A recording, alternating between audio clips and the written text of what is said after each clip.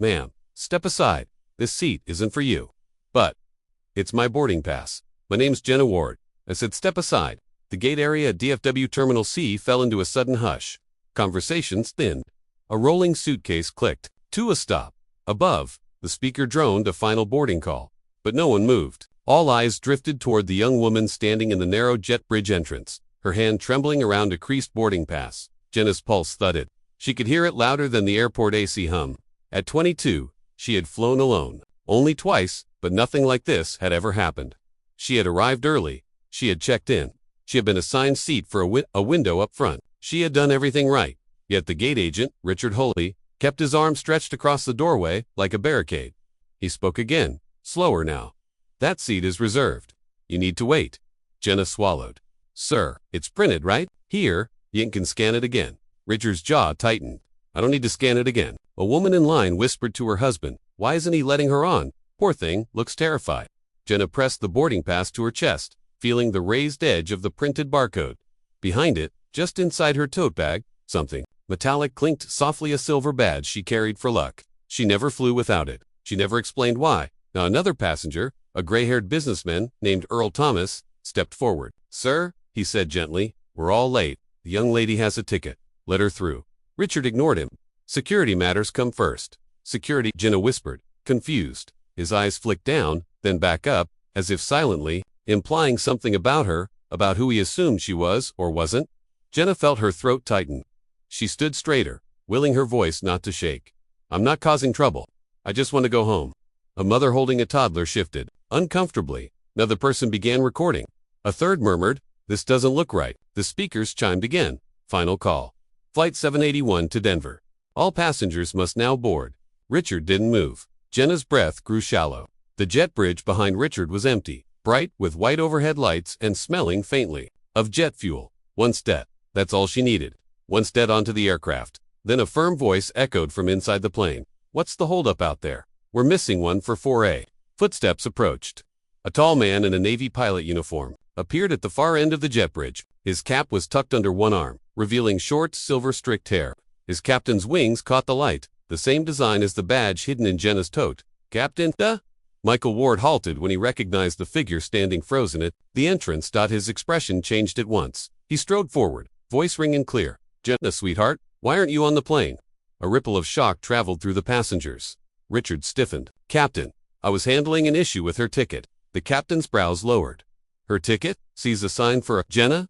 Released a tiny breath. Dad, you won't let me through. The pilot stepped beside her, his presence suddenly filling the narrow space. Richard, he said calmly, this young woman is my daughter, and she belongs in her seat. The gate agent's face paled. Passengers leaned in. The phone recording continued. Earl folded his arms, waiting. The toddler stopped fussing. Captain Ward looked at Jenna, then truly looked, concern flickering through his eyes. Did something happen? Did he say something to you? Jenna started to answer, but Richard interrupted. Captain, I can explain. Captain raised a hand, a quiet, authoritative motion. Good, you'll explain. On record, silence pulsed through the jet bridge. Jenna felt a tremor of relief, mixed with dread. Something had shifted. Something big. Then whatever came next, she would not be facing it alone. Enjoying this? Tap subscribe for tomorrow's story. The light in the jet bridge felt flat and thin, like paper. Outside, the concourse continued its river of bodies, travelers with laptops, suitcases, the quiet huff of shoes on tile. Inside, at the threshold, everything had narrowed to the size of a hand in a boarding pass. Captain Michael Ward stayed where he had stepped, hand resting on the rail.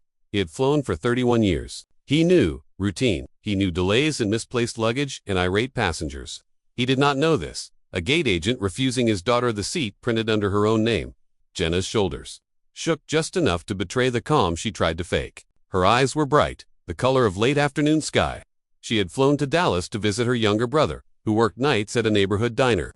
She had promised to bring him a small stainless steel coffee press. She had promised her mother she would call when wheels lifted. Now she worried about what Richard had implied with that hardened look, the way he had kept his palm over the scanner as if shielding something. People did not pause like this without a reason. The delay had begun to taste like accusation. Captain Ward folded his cap in his hands. He had not gone by captain in front of family in years. His wife called him Mike. His son called him Dad. He had enlisted the crew to board. Yet the crew's faces at the far end of the jet bridge now mirrored confusion. He could feel their attention. He could feel the clock. "Janae," he said softly, "tell me, what happened before you reached the gate?" She swallowed and looked toward him. Her voice was steady, but small. "I checked in at the kiosk. I went through security. I waited. The boarding pass printed fine. I showed it to Richard when he called for 4A. Okay." He leaned closer, lowering his voice so the conversation would not swell across the line of waiting strangers. "Did he scan it? Did anything look wrong?" She shook her head. "He said something about the seat being reserved. He wouldn't say more." She paused. The word lodged. He kept looking around like he was waiting for someone to confirm. Captain Ward's eyes narrowed, not with anger, but with the focused concern of a man who weighed things and measured them. He felt the familiar pilot instincts, the urge to sort facts, to control what he could. "Did he touch you?" he asked.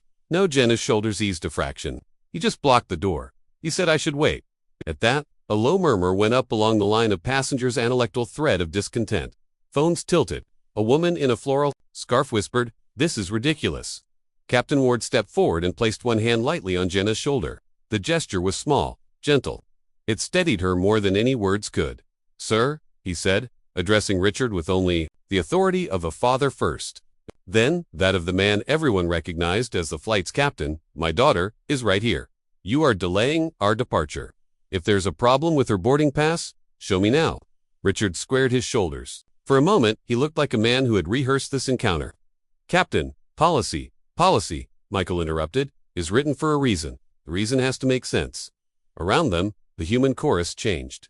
People began to murmur about schedules and flights. A young man with a camera phone clicked record. The gray-haired businessman, Earl Thomas, folded his hands and watched, patient and steady, as if he were a judge waiting for testimony. Richard glanced at the camera phone, then at the small crowd.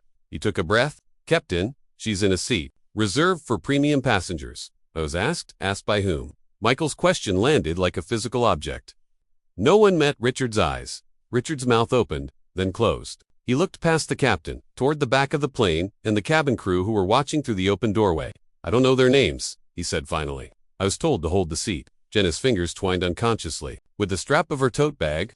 Inside it, tucked against a paperback novel, the silver flight badge she had carried since childhood made a quiet metallic sound, a small talisman that connected her to a family life filled with strict modesty and unspoken pride. Her father had given it to her the summer she turned 12, telling her it was for remembering where you belong. She had kept it ever since. Michael glanced at the badges, faint clink through the fabric. He remembered that gift, the way Jenna had clung to small ritual when times felt uncertain. He closed his eyes for a heartbeat, then opened them. Richard said in that voice people obeyed without complaint. "On record, tell me, who asked you to reserve seat for a rental?" Them. The air seemed to hold its breath. Phones tilted nearer. The gate speaker muttered another automated announcement in the background. The distant buses sweeping through the concourse sounded like waves. Richard looked smaller now. He shifted his weight. There was a flash of something, maybe, or the knowledge that his actions were under more scrutiny than he had expected. He fumbled with a clipboard and muttered a name that none of them recognized. "Who's that?" Earl asked. "Is that an airline manager?" Richard swallowed. "Not sure." Captain Ward's jaw set. He had to choose what to do next. He could insist they board, forcing a public confrontation that might escalate. He could ask his crew to step in, or he could invite calm and gather facts. He chose a third path, one he had learned in the long, quiet years of piloting. Ask for clarity, and demand it plainly. "Give me that clipboard," he said. Richard hesitated, then held it out. Michael took it, scanned the sheet quickly with a practiced eye, then looked back at Jenna. "Stay with me," he said. "I'll sort this. But first, I need you to tell me exactly what you saw, and who you spoke to." "Start at the kiosk." Jenna nodded.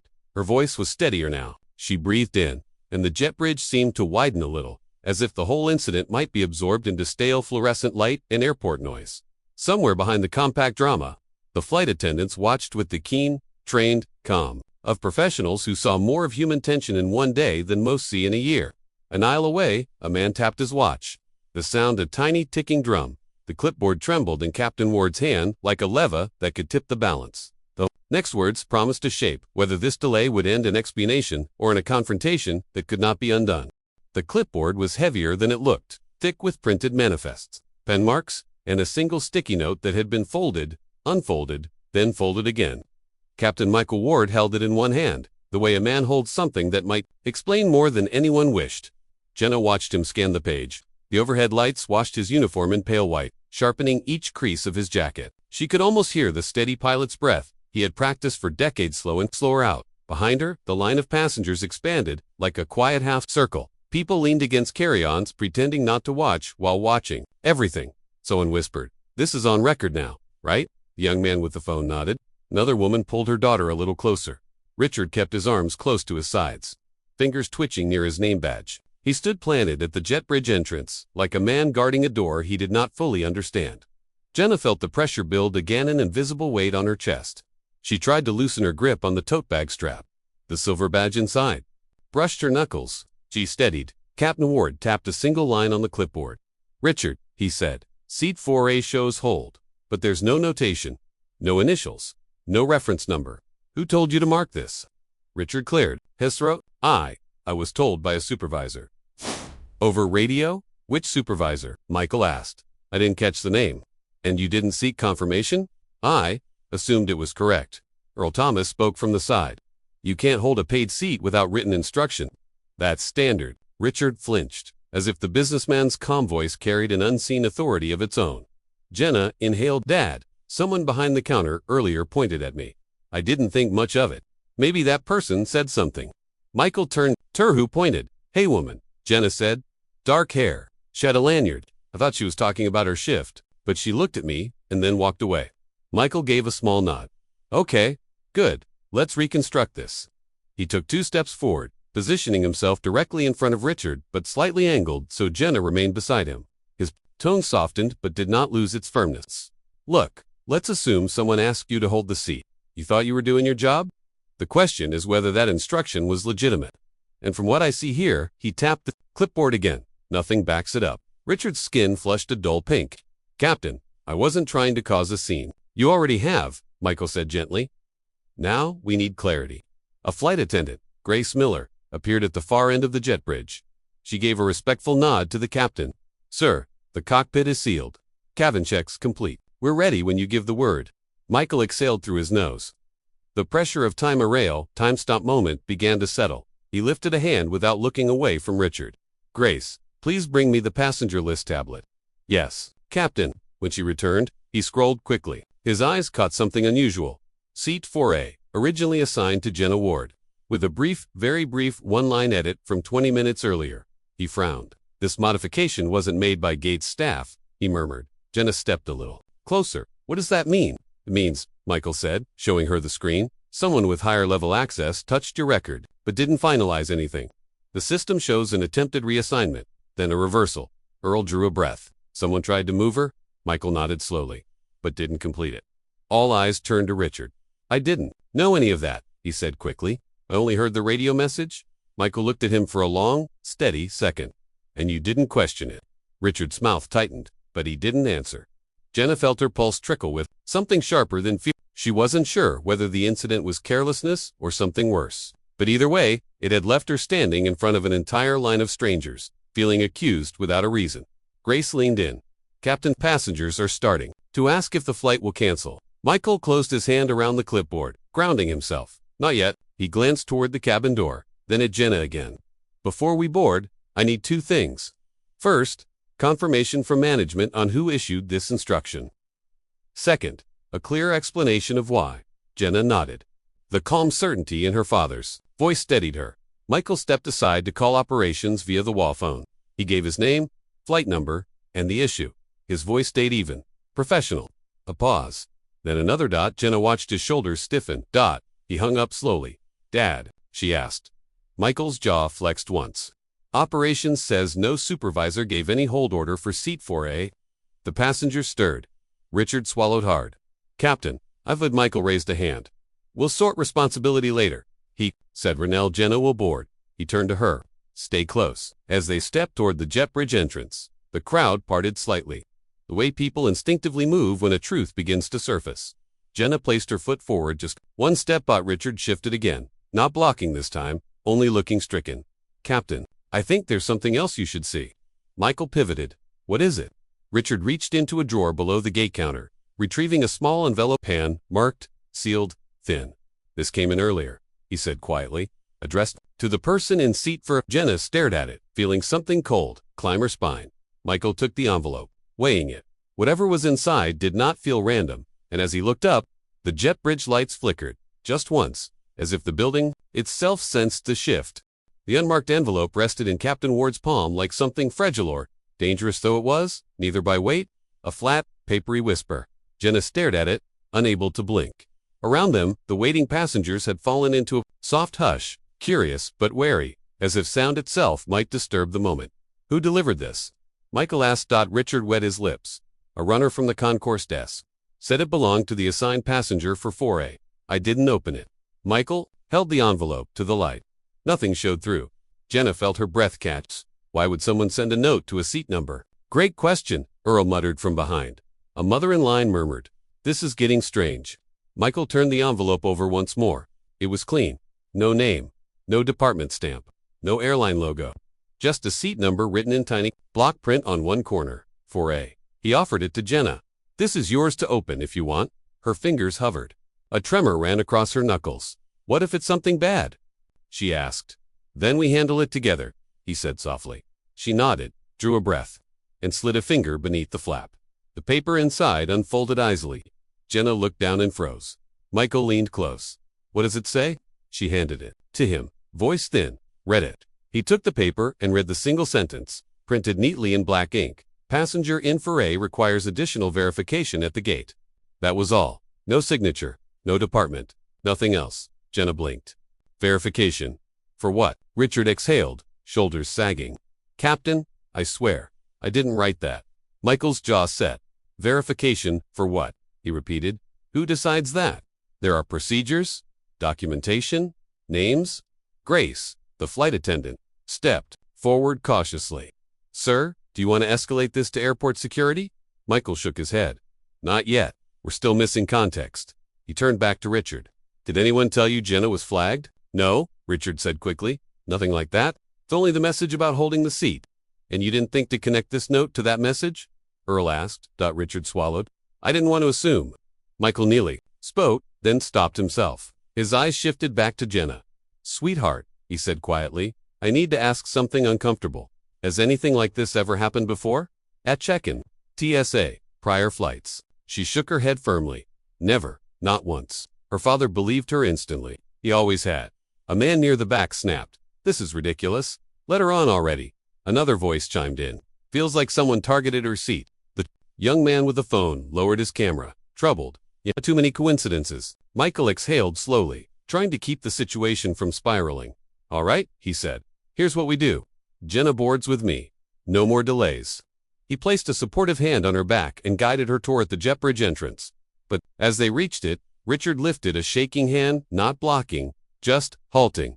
Captain, I'm sorry, he said, but I think I know who sent the note. The words hung in the air. Michael narrowed his eyes. Richard hesitated, glancing toward the concourse as if expecting someone to appear. I don't know her name, but she was at the concourse desk earlier. She handed me the envelope and said it was urgent. She's not management, but she seemed to know about seat assignments. A murmur rippled through the small crowd. What did she look like? Michael asked. Dark hair, brown jacket, mid-40s. She moved fast. Like she was in a hurry. Jenna's chest tightened. The woman who pointed at me, she whispered. Michael turned sharply. You're sure? She had dark hair, same age range. She left right after pointing. Michael nodded once. Grace, he said. Check with the cabin crew if anyone matching. That description approached the aircraft earlier. Grace hurried off. He turned back to Richard. Why didn't you mention this sooner? Richard's voice cracked. Because shit. She told me not to. Passengers gasped. Jenna pressed a hand to her mouth. Why? What did she say? Richard rubbed his forehead. She said the passenger in 4A needed discreet handling. That's all. I didn't know what she meant. I thought maybe it was a surprise upgrade for someone else. Or a privacy request. Michael's brow creased. So you acted on instructions from a stranger with no authority. Richard lowered his head. Yes? The line behind them began to mutter louder, now people shifting, showing frustration. The plane wouldn't board. The flight was minutes from missing its departure window. Then Grace returned, breath slightly short.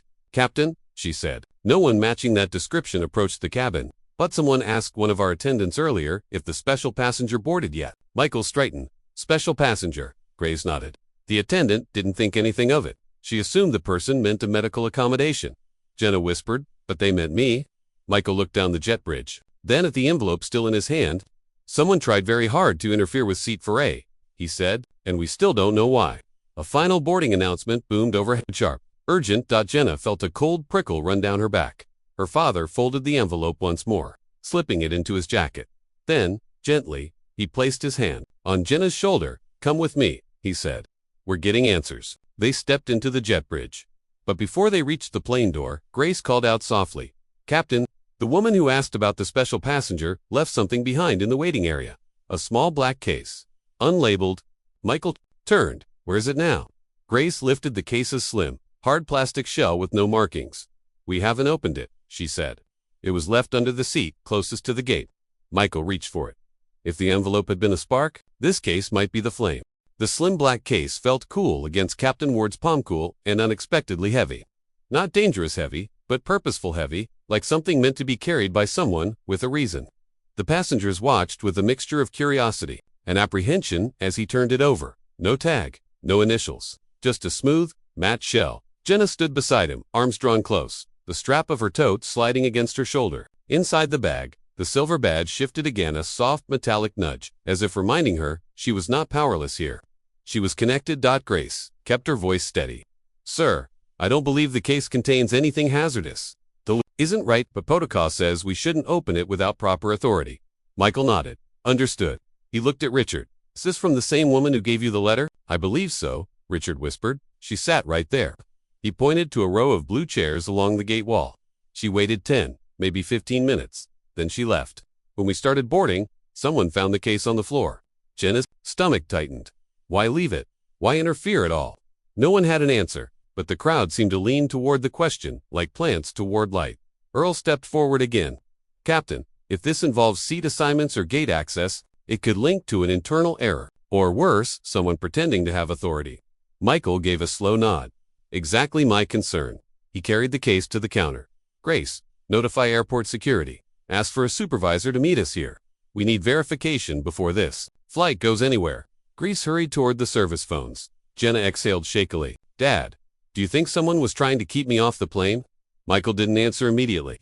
He placed the case flat on the counter, resting both hands on its edges. "There are reasons people manipulate seat assignments," he said quietly. "Most are innocent. Accommodations, reassignment errors, miscommunication. But this feels deliberate." Jenna whispered. "Because of me?" He looked at her gently. "Because someone targeted 4A, and you happened to be 4A." The gate area hummed with tension. Now a few passengers approached the counter. "Captain, should we rebook? Is this flight being canceled?" "My connecting flight?" Michael raised a calming hand. "We are not canceling the flight at this moment. Please stay close. We will resolve this quickly." His composed authority, earned through years of steady landings and quiet crises, rolled through the group. Like a tie. Just then, Grace returned. "Security is on the way, but it may be several minutes." A faint flicker of the overhead lights followed her words, barely noticeable but enough to make Jenna flinch.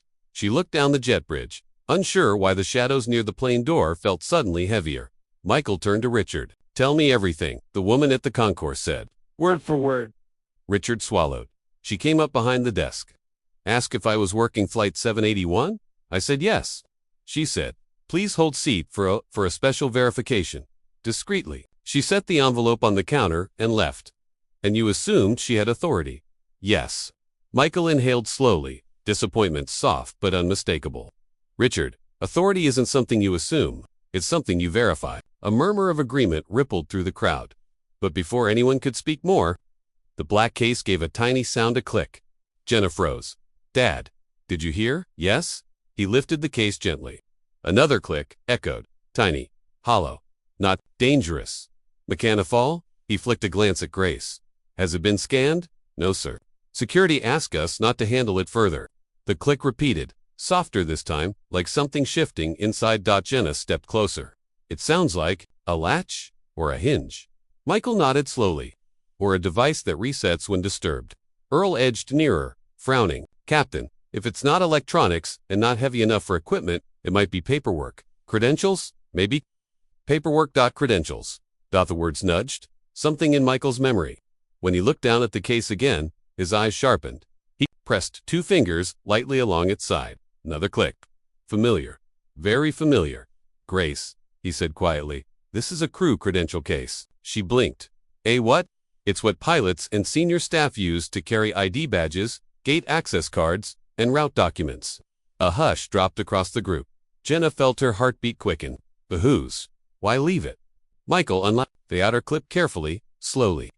The inside lining was visible now, charcoal gray and textured. He lifted the cover. Inside lay 2 items.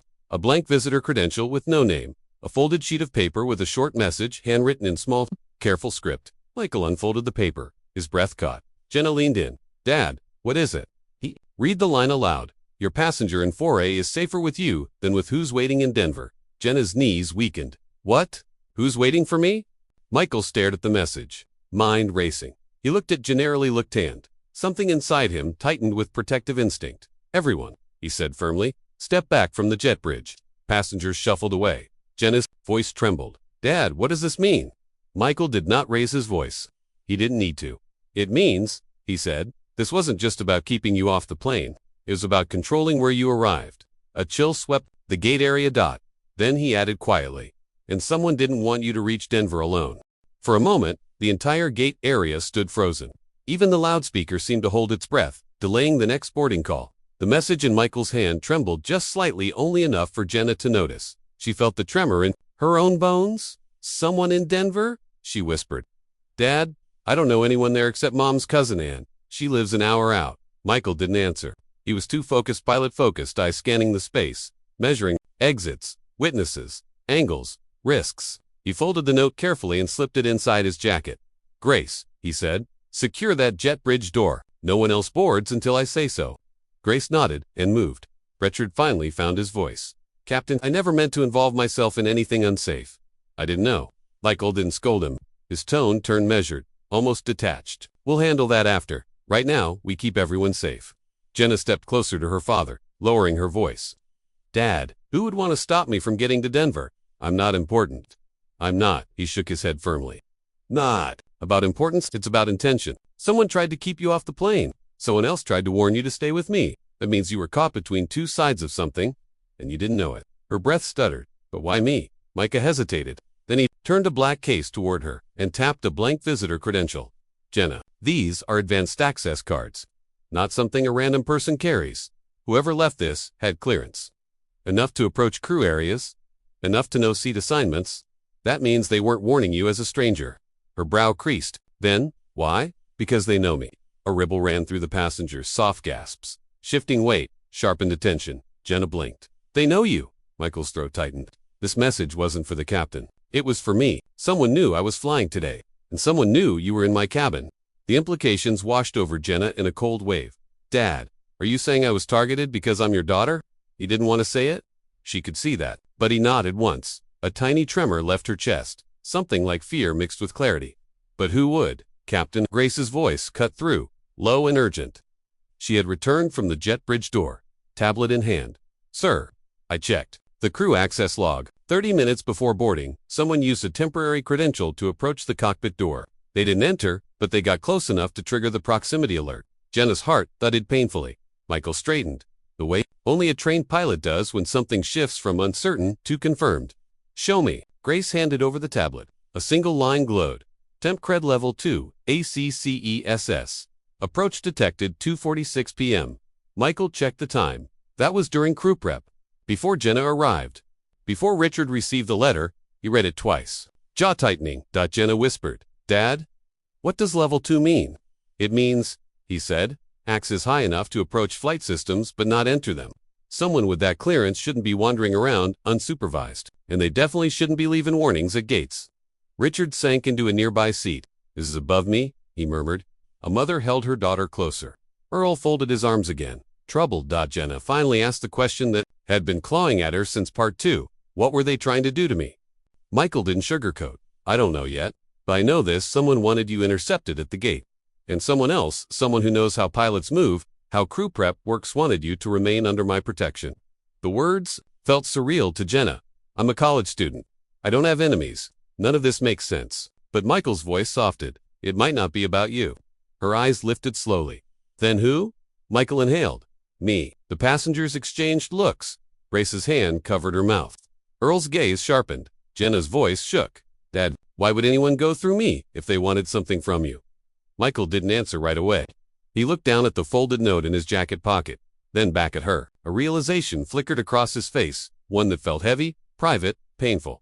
"Jenna," he said slowly, "there's something I never told you about my early years in the airline. A conflict, a mistake, and someone I reported." She stared at him, stunned. "You reported someone?" Michael nodded, quietly. "For misconduct. It resulted in a termination. I thought it was finished. I thought they had moved on." A gasp rippled through the gate. "Dad," she whispered. "Are you saying this is retaliation?" he said softly. "Attempted and misdirected." He swallowed. "I think someone believed hurting my daughter would hurt me worse." Jenna's breath hitched, but then Michael added something else, something even more startling. "And I also think someone else, someone who once worked beside me, decided to protect you instead." The twist settled into place, like a puzzle piece snapping.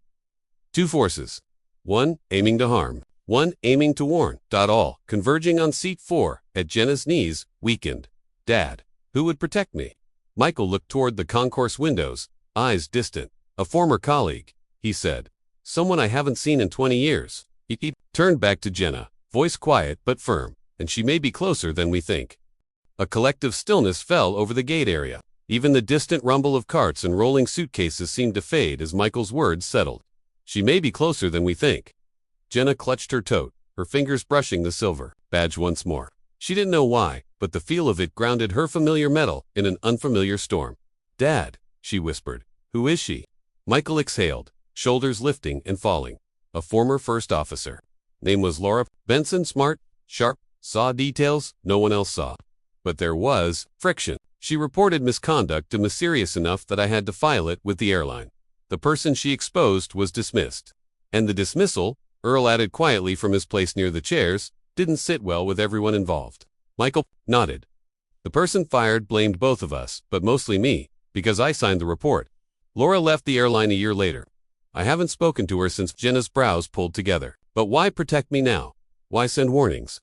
"Because," Michael said gently, "Laura had a younger sister, your age. She always said if anything happened to that girl, she'd want someone to step up." He looked away, voice softening. "I think she saw you at the gate earlier. And she understood something before we did." Jenna replayed the memory. The dark-haired woman in the brown jacket, the quick stride, the pointed glance. "You think that was her?" "Yes." Grace stepped forward, her voice lowered. "Captain, if she left the case and the note, she must have known the other individual was coming. Maybe she was trying to get ahead of it." Michael nodded grimly. "Exactly." Richard, still pale, rubbed his forehead. "Captain, the person who contacted me by radio earlier." The voice sounded like an older man, rough, confident, not someone from my regular staff. Michael's expression sharpened. "Describe him." Rich swallowed. Deep voice, slow, like he'd rehearsed what to say almost. Clipped. Michael closed his eyes for a moment. A memory surfaced, but dismissed. Employee, gruff, sharp-tongued, always sounding like he was holding something back. Jenna watched her father's face shift. "Dad, do you think he's here?" Michael opened his eyes. "I think he's nearby. Or watching, and he probably knew you were traveling today." "How?" Jenna asked. He turned to her gently. "Your social media? Sweetheart. You posted the photo of your ticket this morning." Her blood ran cold. "I didn't think I just wanted to show Mom I made it to the airport." "I know," he said softly. "You didn't do anything wrong." The truth stung anyway. Grace checked the concourse nervously. "Captain, do you want security to sweep the area?" "Yes," Michael said. "But we need to stay put until they arrive. No one boards. No one leaves." The passengers murmured but complied. No one wanted to step into something dangerous. Jenna moved closer to her father. "So Laura tried to warn us, but the other person tried to stop me from boarding." Michael nodded. Two opposing actions. One harmful. One protective. And both revolving around the same seat, Earl added. "Seat 4A. Michael exhaled. "Exactly." Just then, a figure appeared at the far edge of the concourse. A woman, brown jacket, dark hair, steady stride. She didn't rush. She didn't hide. She walked with the posture of someone who had made a decision and couldn't turn back. Grace gasped softly. "Captain E, is that her?" Michael lifted his chin, eyes narrowing. "Yes." Jenna's breath hitched. Laura, the woman, approached the gate slowly, scanning faces, checking corners, as if ensuring the area was safe before stepping closer. Her eyes sharp, alert, landed on Jenna first. Then on Michael. She stopped 3 feet away, Michael, she said calmly. Her voice had the same grounded timbre. He remembered, steady level. Dangerous, only when necessary. Laura, he replied. You left the case? She nodded once. I had to act fast. Jenna stepped forward slightly. Did you write the warning? Laura met her kind eyes beneath the stern exterior. Yes. I saw who was watching you. I knew you were in foray. She paused. And I knew he'd follow you to Denver. Jenna swallowed hard. Why? Laura's expression softened. Because hurting you would hurt your father. And hurting your father was his unfinished business. Michael's jaw tightened. He's here. Laura nodded. Yes, and he's getting desperate. Brace whispered. Security will be here in seconds. Laura stepped closer, lowering her voice. Michael, you need to move Jenna away from this gate. Now, before he makes another attempt. The word struck like cold water. Another attempt? Jenna whispered. At what? Laura looked at her gently. At taking you somewhere you weren't meant to go. A chill swept the gate. And, trust me, Laura added quietly, he's closer than any of you realize. For a beat, no one spoke. The gate lights hummed overhead, steady, yet strangely loud. As if the electrical current itself sensed the pressure tightening around gate C12. Jenna stood rooted beside her father, pulse flicking at her throat. Laura, what do you mean, take me somewhere? Laura kept her voice, calm but firm. Not kidnapping, not force. He'd try to isolate you, divert you, put you on a route you didn't intend. Once you landed, he'd intercept before you reached family. Jenna felt a cold shiver run through her. But why me? Why not confront my dad directly? Laura exhaled. Because he's lost standing, lost access. You're the one connection he still believes he can manipulate. He wants to hurt Michael through you. Michael stepped protectively closer. Where is he now? Laura glanced over. Her shoulder. I saw him near the security corridor 5 minutes ago. He won't stay there long. When he realizes I've intervened, he'll move. Grace's radio crackled softly at her hip. Security. En route. ETA 1 minute. Michael nodded once. Good. We'll wait for them. But Laura's expression sharpened. No. He'll vanish if he sees uniformed officers. He knows the blind spots of this terminal better than most of the current staff. You need to locate him before he slips through a service hall. Jenna swallowed. What does he want from you now? After all these years? Laura looked at Michael. Her voice softened with the weight of old memories. He blamed you for the termination. He blamed me for reporting him. But he thought he could frighten you through your family into retracting the statement for the record. To rewrite history. To say he'd never violated protocol. Jenna's stomach tightened, but the case was closed. Laura nodded. Years ago, but he wants vindication, even if it's false. Michael kept his eyes on the concourse, scanning faces. Still living in the past, he murmured. Still dangerous. The passengers, gathered in a cluster, whispered uneasily. A woman asked, Captain, should we move farther back? Michael nodded. Please. Everyone stepped toward the seating area. Stay together. The group shifted away from the gate, forming a loose semicircle around Earl, who had taken a quiet leadership role simply by standing tall and calm. Grace motioned to late arriving passengers back from the jet bridge. Please remain in the seating area until further notice. Laura turned to Jenna. Her tone softened again. I'm sorry you were caught in the crossfire. I didn't know who you were at first. I only recognized your father when he came to the gate. That's when I left the warning. Jenna's voice wavered. You saved me. Not yet, Laura said quietly, but I intend to. Just then a shadow shifted at the far end of the concourse. Not dramatic, not lunging, simply. Present. A man in a charcoal jacket stepped from behind a support column. He held no bag, no boarding pass. He made no attempt to blend in. Instead, he walked with the slow, deliberate pace of someone taking stock of a situation. Laura spotted him first. Her jaw tightened. Michael followed her gaze. There, she whispered. The man met their eyes from across the open concourse over 70 feet away. Recognition lit his expression, followed by something harder, sharper. Jenna felt her breath. Catch, Dad. Michael shifted in front of her instinctively. The man tilted his head slightly, studying the Grace's radio. The cluster of passengers. Laura's posture. His gaze landed last on Jenna. A faint, unsettling smile touched his lips. Laura stepped forward. Don't move, she told Jenna. Stay behind your father. But Jenna's knees felt weak again. Why is he just standing there? Michael's voice stayed steady. Because he's calculating? They watched the man scan for exits. One to his right, one behind. The escalators, the walkway, every route a trained employee would know. Then the crowd stirred. Security officers in navy uniforms rounded the corner. The man's expression changed instantly from cool, patient calculation to a cold, swift decision. Michael, Laura warned, And then he moved. Not toward them. Not toward security. But toward the service corridor door half hidden behind. A vending machine. Stop, Grace called out instinctively. The man bolted. Security charged forward. People, gasped. Jenna clutched her father's arm as the man shoved the service door open and disappeared into the staff-only hall. 2 officers followed, the door slamming behind them with a metallic echo. The concourse fell into stunned silence. Laura exhaled sharply, tension fading from her shoulders, but not her eyes. He's running. He'll try to get out through loading or employee exits. Michael nodded. Security, we'll cut him off. But Jenna didn't feel relief. Not yet, her voice trembled. Dad, will he come back? Michael looked at her not with fear, but with the quiet, steady certainty she had known since childhood. No, he said. He won't get the chance. But his eyes shifted toward the service corridor door, and she knew he was praying security would catch him. Laura placed a gentle hand on Jenna's arm.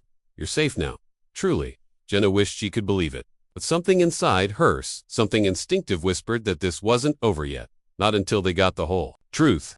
Security sealed the service corridor. Passengers, now seated at a distance, watched with the rapt tension of people witnessing real danger dissolve into procedural order. The loudspeakers resumed their normal announcements and other flight boarding. At a nearby gate, baggage reminders, terminal updates, but Gate C12 felt like its own world, cut off from the soft routine of the airport. Jenna sat beside her father while Laura spoke quietly with 2 officers. Michael kept a steady hand on Jenna's shoulder. You okay? She nodded, though her breath still came shallow. I still don't understand how all this happened. Over 1 seat. It wasn't the seat, he said softly. It was the opportunity. He thought he could corner you. Or redirect you. Wherever he planned to take you, someone else would be waiting. Jenna shivered, and Laura stopped it. Michael nodded toward the woman, who was finishing her statement with security. She was always sharp, always ahead of the curve. Jenna studied her father's face, the lines at the edges of his eyes, the quiet weariness he tried to hide. You never told me about any of this, she said gently. The report? The conflict. The man you had dismissed. Michael exhaled. I didn't want you or your brother growing up feeling unsafe, or thinking my job put any of you at risk. He paused, choosing his next words carefully. When I filed the report years ago, I thought it was over. Most of the time, it is, but sometimes unresolved anger festers. And he blamed you, Jenna whispered. And Laura, Michael added. But he couldn't reach her, so he watched me instead. Probably for years. The weight of that sank slowly into Jenna's chest. Laura approached, her voice low and steady. Security has him cornered. They'll take him into custody. They said he resisted arrest. Michael nodded once. He won't be able to get near Jenna again. Jenna swallowed. Laura, you didn't have to get involved? Why did you? Laura softened. Because you looked scared? And because I knew who your father was the second I saw him in uniform. He's a good man. He protected me when the airline needed truth. I wasn't about to let someone twist that truth to hurt his family. Jenna blinked rapidly, her eyes warming. Thank you. Laura smiled gently. You're welcome. But security will want to speak with you, too, both of you. Just routine questions. Of course, Michael said. Grace stepped forward next, holding her hands together respectfully. Capta. Operations confirmed. The flight will be delayed but not canceled. They'll assign a new gate once security clears this area. Michael nodded. Understood. She glanced at Jenna with real sympathy. I'm so sorry your travel day turned into this. Jenna gave a small smile. So am I, but I'm okay. Grace returned to coordinating passengers while Earl approached, steady as ever. Glad you're both all right, he said. Thank you, Jenna replied. Sometimes, Earl said, the people you least expect step up at the right moment. Today, it was her. He nodded. Toward Laura. Michael gave a quiet, appreciative smile. Yes, she always had that in her. Earl patted his shoulder. Go, take care of your daughter. We'll wait for the new gate. He stepped away as security approached again, asking Michael and Jenna to follow them for a brief statement. Before they went, Michael turned to Laura. Will you stay? She hesitated, then nodded. For now. Jenna reached out and briefly squeezed Laura's hand. I'm glad you are here, Laura's voice softened. Me too. Father and daughter followed the officers down the concourse, leaving behind the gate that had held so much tension, fear, and unexpected loyalty. As they walked, Michael glanced at Jenna. You did everything right today, he said. Jenna managed a fragile smile. I didn't feel brave. He shook his head. Bravery isn't about fear. It's about walking through it. They stepped into the quiet interview room where the officers waited, and for the first time in hours, Jenna felt something loosen. Inside her, she wasn't alone. She hadn't been alone at all, and thanks to one unexpected ally, She was walking into the rest of this day, protected, not targeted. The truth was out. The danger had passed, and what came next finally belonged to them. 3 months later, Denver, Colorado. Late afternoon sunlight spilled across the quiet neighborhood cul-de-sac, warming the siding of the Ward family home. The air smelled faintly of pine in early spring. Inside, the low hum of the refrigerator blended with soft piano music from the living room.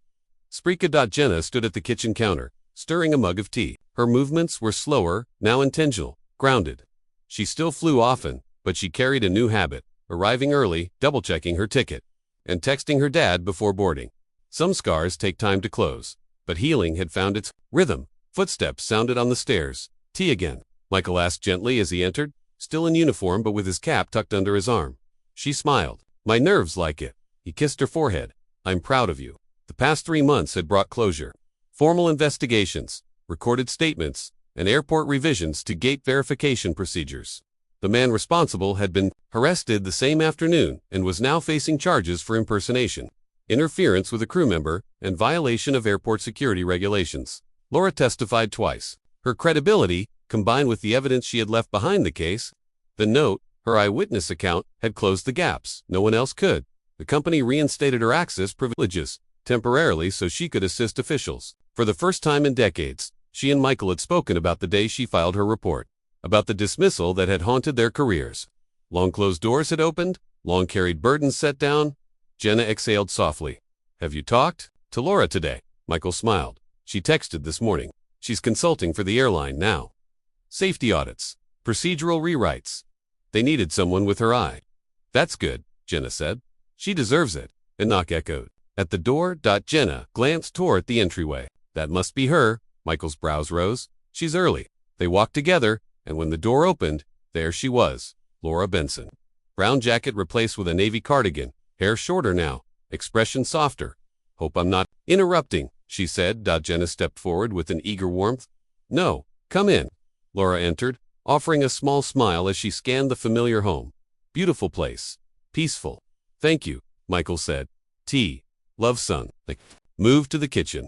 Jenna poured a third mug. When she stirred, the silver badge she used occasionally as a bookmark slipped slightly from her tote pocket and glinted in the light. Laura noticed. You still carry it? Jenna nodded. Every flight. Michael gave her a warm glance. She's sentimental. Gets it from her mother. Laura looked down at the badge thoughtfully. You know, when I left that case at the gate, I was improvising. I didn't know if you'd find it, or if security would. I just knew he was planning something, and that you were unaware. Jenna's voice softened. Why not come to us directly? Because, Laura answered, if he saw me speaking to you, it would confirm I knew something, and I wasn't sure how close he was. Or how desperate. She paused. But I knew Michael would understand a warning he couldn't ignore. She lifted her mug and he did. Michael nodded once, a quiet note of gratitude woven through the motion. You saved her. Laura shook her head. You saved her. I just nudged fate in the right direction. For a few minutes, conversation flowed, lightly updates, travel, stories, jokes about old cockpit quirks. But eventually, Jenna looked at Laura with a gentler, deeper gratitude. I didn't get to say it properly, Jenna said. So, thank you for seeing me, for stepping in before everything got worse. Laura's eyes warmed. You were brave. Braver than you think. Jenna smiled. Maybe, but you were brave first. Silence@olda.com. Meaningful one. Michael stood and returned with a small object wrapped in cloth. I wanted to give you something, he said to Laura. She raised a brow. Michael, I don't need. He unwrapped the cloth. Inside lay a pilot's silver badge, identical in design to the one Jenna carried. Laura blinked. You kept this. Your replacement badge was issued right after you left the airline, he said. This one stayed with the crew locker. And when all this happened, it felt right to return it. She accepted it slowly, her throat tightening. Thank you, she whispered. This means more than you know. Michael offered a small, gentle smile. You earned it back. A comfortable silence followed. Outside, a neighborhood kid pedaled a bicycle past the house, the spokes ticking softly. Somewhere in the living room, the piano track shifted to a calmer melody. Jenna looked out the window, watching sunlight settle across the quiet street. So, this is what normal feels like, again. Michael nodded. Safer, clearer. Laura slipped the badge into her pocket. Stronger. Jenna exhaled, letting the last threads of anxiety leave her body. For months, Gate C12 had lived in the back of her mind. The envelope, the case, the chase. But now, standing between the two people who had protected her, she felt something new. Peace. The kind that comes after truth is laid bare and danger. Head, past she squeezed her father's hand. Then Laura's. Thank you, she said again. This time, she meant it not just for the past, but for the future that now felt entirely hers. And thanks for watching.